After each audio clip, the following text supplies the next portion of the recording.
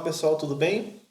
Hoje na nossa segunda parte da aula sobre pseudocilomados, nós vamos focar então no filonematoda, abordando as características gerais e a importância médica e agrícola desse grupo. Então, ao longo da aula, nós vamos falar um pouquinho sobre quais são as características exclusivas dos nematóides e também aquelas que eles compartilham com outros invertebrados. Além disso, vamos focar também no ciclo de vida de principais parasitas nematóides e no finalzinho da aula vamos falar sobre a importância médica e agrícola dos nematóides, considerando que eles são importantes parasitos tanto de animais vertebrados como também de plantas cultivadas.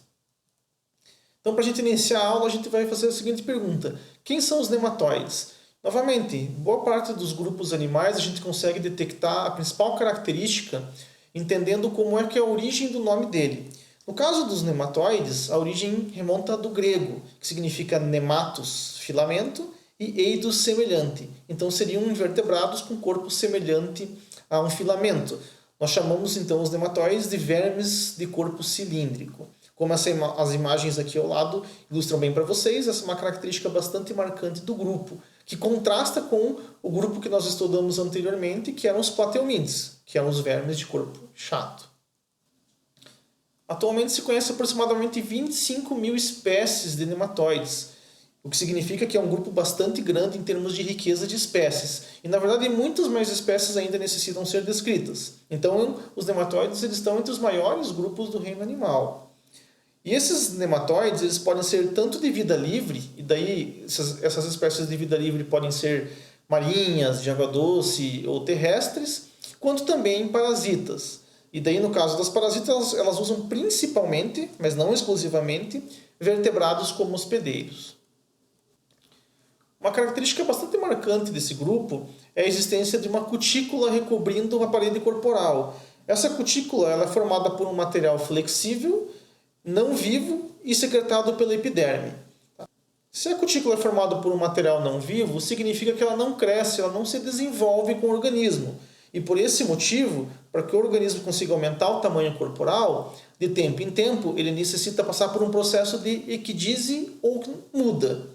Esse processo de muda nada mais é do que a troca dessa cutícula por uma outra cutícula secretada pela epiderme. Então, como a gente está vendo nessa imagem aqui, o que vai acontecer é que antes desse animal passar por esse processo de muda, vai ocorrer primeiramente a secreção da nova cutícula, que vai ser subjacente à cutícula antiga. A partir do momento que a cutícula nova está formada, ocorre esse processo então de muda, onde é eliminado essa cutícula antiga e velha e a cutícula nova formada que permanece. Tipicamente, os nematóides passam por 4 processos de muda antes de se tornarem adultos. Outra característica marcante, como nós discutimos na aula anterior, é a presença de uma cavidade preenchida por um fluido denominada pseudocele. Ela pode ser ausente em animais pequenos, mas ela está presente na maior parte dos nematóides. Então, como a gente viu, essa cavidade corporal preenchida por um fluido, esse fluido ele acaba entrando em contato com as células e tecidos e órgãos desse animal aqui, apresentando então diversas funções para esses animais, como por exemplo, auxilia na excreção, auxilia na circulação de nutrientes, além da manutenção da forma corporal e também de proporcionar a locomoção nesses organismos aqui. E essa locomoção então só é possível graças à presença de músculos longitudinais, que uma vez que eles ajam contra o esqueleto hidrostático, eles conseguem proporcionar a movimentação desse animal. Com relação à alimentação, os animais de vida livre podem ser predadores, se alimentando de outros organismos vivos, fitófagos, se alimentando de plantas, saprófagos, então, que se alimentam ou que degradam a matéria orgânica. O sistema digestório ele já é completo, vai ser formado pela boca. A boca vai dar origem, então, a uma faringe. Essa faringe vai dar origem ao intestino, que vai fazer todo o processo de quebra do alimento e de digestão, então, e também de absorção. E do intestino a gente vai ter o ânus na parte posterior, ou por onde o que não for aproveitado pelo animal vai ser eliminado. Então, ao contrário do que nós vimos nos plateuminos, os nematóides já têm um sistema digestório completo. E a grande maioria dos nematóides é dioica, porém existe também alguns organismos monóicos dentro do grupo. E geralmente a gente tem um dimorfismo sexual evidente. O que é um dimorfismo sexual evidente? Significa que existem diferenças morfológicas entre machos e fêmeas. Então muitas vezes pode ser diferença no tamanho, ou aqui no caso da lombriga, como a gente pode ver na parte terminal, o macho tem essa curvatura aqui, uma espícula que ele utiliza para fecundar a fêmea, enquanto que a fêmea não apresenta essa característica. Notem também aqui no caso que a fêmea tende a ser mais robusta que o macho nessa espécie. Então é bastante comum dimorfismo sexual dentro do grupo dos nematóides. Tá? E agora a gente vai discutir um pouquinho alguns ciclos de vidas de doenças bastante importantes, e algumas bastante comuns, né, causadas por nematóides, outras um pouquinho mais incomuns na nossa região. Mas vamos começar por uma doença, essa sim é muito comum na nossa região, e que, no caso, a espécie depende de um único hospedeiro definitivo. Aqui no nosso exemplo é o ser humano. A gente está falando de uma doença chamada ascaridíase, causada pelo Ascaris lumbricoides, conhecido popularmente como lombriga. Tá? Então essa aqui é a doença conhecida popularmente como lombriga. Como é que é a contaminação do ser humano? A contaminação vai ser pela ingestão de água ou de alimento que tem a presença do ovo desse nematóide. Então o que vocês estão vendo representado aqui no número 1 é o ovo desse nematóide. Notem que ele está sendo ingerido pelo ser humano. Então esse ovo, uma vez que ele vai ser ingerido, ele vai lá para o nosso sistema digestório. E nessas condições o sistema digestório vai eclodir, então, o nematóide. Então, eclodir o nematóide. Esse nematóide ele vai penetrar, então, no nosso sistema digestório, vai cair na corrente sanguínea até chegar aos pulmões. Lá nos pulmões é comum que ele cause uma irritação nos pulmões, né? Em alguns casos inflamação, o que vai gerar tosse, uma tosse seca. E daí quando o indivíduo começa a tossir, significa que essas larvas elas vão o quê? Vão migrar para a região da boca. Então ele vai tossir, as larvas vão para a boca, ele vai deglutir uma segunda vez, então, esse parasita, primeiro na fase de ovo, agora a gente já está falando no indivíduo juvenil, e esse indivíduo juvenil ele vai novamente para o sistema digestório. Essa segunda vez que ele chega no sistema digestório, ele vai se tornar adulto e vai passar a se reproduzir. Então, quando ele começa a se reproduzir, ele vai gerar os ovos, e esses ovos vão ser eliminados nas fezes. Tá? Então, esses ovos eliminados nas fezes que podem contaminar a água e que também podem contaminar o alimento. E quando outra pessoa ingerir, então, esse ovo, ela também vai adquirir esse nematóide. Os sintomas eles são bastante conhecidos, como incômodo estomacal, né?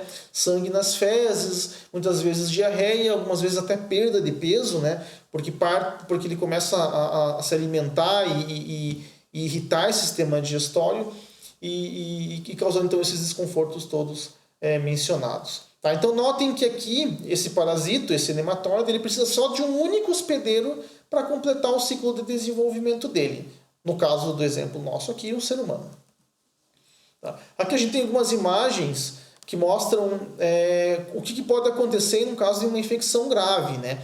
Em alguns casos aqui são animais, em outros casos em seres humanos, mas notem que essa densidade elevada desses nematóides chegou a obstruir o sistema digestório. E, consequentemente, isso daqui pode levar a problemas graves. Né? Então, uma situação dessas de obstrução no sistema digestório, no intestino, tem que passar obrigatoriamente por cirurgia, não há outra alternativa. E nesse vídeo aqui a gente mostra exatamente isso. Ó. Essa daqui se trata de um animal, não no ser humano, mas notem que foi necessário um processo cirúrgico para retirada desses nematóides que estavam obstruindo o sistema digestório. Olha a quantidade de vermes que são retirados, então, desse animal. Claro que essa é uma situação extrema, né? Dificilmente, hoje em dia, um ser humano chega a essas condições, uma vez que existem medicamentos para a eliminação desses vermes. Uma outra doença que eu trouxe como exemplo, ela tem uma diferença em relação à primeira, que nesse caso, essa espécie ela depende de 2 hospedeiros para completar o ciclo de desenvolvimento dela. Tá? Essa doença é filariose, conhecida popularmente também como elefantíase, e causada pela nematóide Wuchereria bancroft. Essas aqui são espécies que são encontradas na África, em algumas regiões da Ásia, mas não são encontradas no Brasil. Tá? Como é que é o ciclo dessa doença? Ela vai depender, então, de um mosquito hematófago do gênero Culex, que vai atuar como um vetor intermediário. Então, esse mosquito aqui, quando ele pica uma pessoa que está doente, as larvas vão ser ingeridas pelo mosquito. Então, como ele é hematófago, ele vai picar a pessoa que está doente, as larvas vão entrar no corpo desse inseto. Essas larvas, então, elas vão migrar para os músculos torácicos do inseto, e daí elas vão sofrer o processo de muda, e posteriormente elas vão migrar para a probóscide do inseto. Então elas vão estar na probóscide do inseto. Quando esse inseto picar uma pessoa sadia, essas larvas que estavam na probóscide, elas vão penetrar na corrente sanguínea do hospedeiro definitivo, que é o ser humano aqui. Tá? E uma vez que eles caíram na corrente sanguínea do ser humano, essas larvas vão passar por um processo então de muda, vão se tornar adultas e vão se reproduzir. Onde que eles vão se tornar adultos e se reproduzir? Em vasos linfáticos desse hospedeiro. Tá? E quando eles começam a se reproduzir, a densidade dessas microfilárias geradas ela pode ser tão grande que ela começa a obstruir esses vasos linfáticos, causando um inchaço bastante grave e dando esse aspecto de uma pele de elefante, né? Principalmente no membro inferior, e que daí leva o nome então popular de elefantíase. Tá? Essa aqui é uma doença que já está bem mais controlada hoje em dia, a gente não tem mais tantos problemas com ela. Eu trouxe mais para mostrar para vocês que aqui nesse caso, o parasita ele depende de dois hospedeiros. Tá? O hospedeiro intermediário, que é o mosquito hematófago do gênero Culex, e o ser humano como hospedeiro definitivo, que é onde o adulto vai se reproduzir. Tá? Além de animais de criação, além dos seres humanos, a gente também tem alguns nematóides que são fitopatógenos de plantas. E muitas dessas plantas são cultivadas. Tá? E esses fitopatógenos eles podem causar diversos danos nas plantas, basicamente por 3 tipos de ação. Uma ação traumática, que é um dano que vai ser causado às células da planta. Esse dano aqui ele é causado por essa estrutura da região da boca do nematóide, que a gente chama de estilete. Então ele projeta esse estilete para o meio externo, perfura essas células vegetais e se alimenta do conteúdo que extravasa então do citoplasma dessas células. Tá? E com isso ele vai danificando. Qual parte da planta ele vai danificar? Esse dano aqui vai ocorrer na raiz, já que esses animais sobrevivem no solo. Tá? Eles também podem causar um dano por uma ação espoliadora. Aqui nesse caso ocorre o desvio de substâncias nutritivas. Então eles desviam as substâncias nutritivas das raízes das plantas e, portanto, eles vão afetar o desenvolvimento da planta. E também uma ação tóxica, essa ação tóxica ela acaba suscitando uma reação da planta devido à presença de substâncias químicas que são liberadas pelo nematóide. Um exemplo bastante conhecido são as formações de galhas. As galhas nada mais são do que a ocorrência de células de tamanho maior produzidas pela planta em decorrência da ação química de substâncias liberadas pelo nematóide que está no interior dessas raízes. Aqui, só para ilustrar para vocês como que essas galhas são formadas, a gente tem o ciclo de vida de uma espécie do gênero Meloidogenes. Essas espécies aqui são bastante conhecidas por atacarem uma grande diversidade de plantas cultivadas. Isso aqui no mundo todo, tá? São espécies bastante cosmopolitas, né? Então ocorrem no mundo todo. Então, aqui que a gente vai começar no ciclo. A gente vai começar a partir de um ovo, né? Esse ovo vai dar origem então ao juvenil. Esse juvenil vai sofrer uma muda. E daí, quando ele está na segunda muda, ele vai penetrar na raiz. Então, quando ele penetra na raiz, ele causa aquele dano traumático lá, utilizando para isso o estilete. Então, ele penetra na raiz, e enquanto isso ele vai se alimentando, né, no interior do conteúdo que tem na raiz, desviando nutrientes da planta, então já causando um dano. E daí, aqui na quarta equidise, eles se tornam adultos. Então, enquanto adultos, eles vão se reproduzir. Né? Uma vez fecundada, a fêmea então vai dar origem a vários juvenis e o macho abandona a raiz. Tá? Então essa fêmea aqui, que vai permanecer no interior da raiz, produzindo esses juvenis, e todas essas substâncias químicas que são liberadas começam então a suscitar uma resposta da planta, que é o aumento da quantidade e também do tamanho das células formando as galhas. Claro que isso também altera a capacidade da planta de absorver tanto os nutrientes do solo quanto também da água. E, consequentemente, vai afetar as partes aéreas, gerando prejuízo econômico para o produtor. Como eu falei para vocês, são diversas as culturas que são atacadas por nematóides e os danos são bastante severos quando esses nematóides ocorrem em alta densidade populacional na área.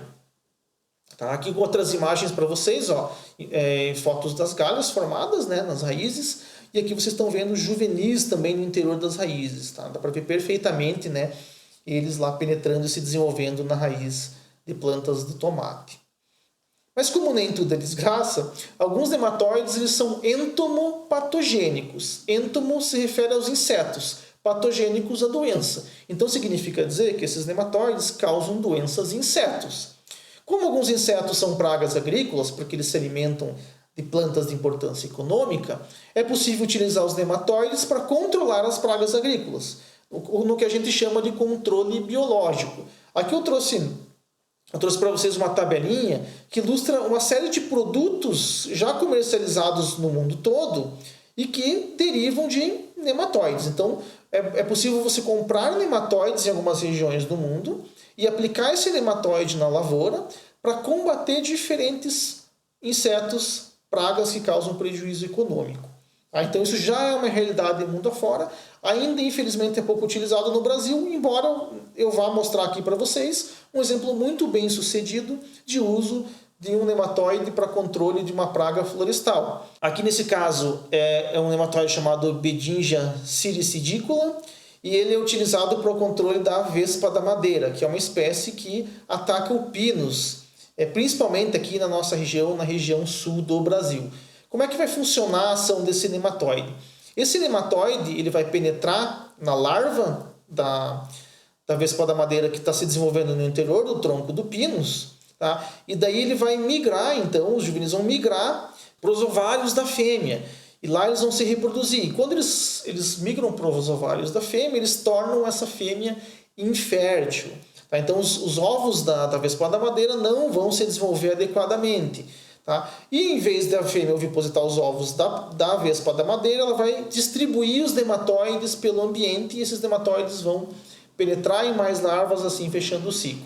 Tá? Então como é que esse nematóide vai controlar a vespa da madeira? Basicamente ele vai tornar a fêmea infértil e a fêmea infértil vai distribuir esse nematóide pelo ambiente através da reprodução. Então, quando ela colocar os ovos dela, ela vai distribuir esses nematóides pelo ambiente, maximizando então a eficiência do nematóide no controle da vespa da madeira. Na aula de hoje, nós vimos que os nematóides formam um dos grupos mais importantes e diversos, incluindo tanto animais parasitas como também de vida livre. Esses animais parasitas frequentemente acometem vertebrados, incluindo animais de criação e o próprio ser humano. Além disso, os nematóides também são importantes agentes fitopatogênicos, causando doenças em plantas e trazendo prejuízos econômicos para os produtores. Porém, eles também podem ser utilizados no controle biológico de pragas, aí nesse caso, beneficiando os produtores. Pessoal, não esqueçam de visitar o Moodle para ler os materiais complementares relacionados à aula de hoje, além de realizar as atividades propostas. Tanto eu como a monitora estaremos disponíveis para sanar as suas dúvidas. Para isso, acesse o site do Moodle e veja qual é o horário de atendimento da monitora. Eu estarei atendendo vocês durante o horário das aulas presenciais, então toda segunda-feira. Cuidem-se e fiquem bem. Até mais!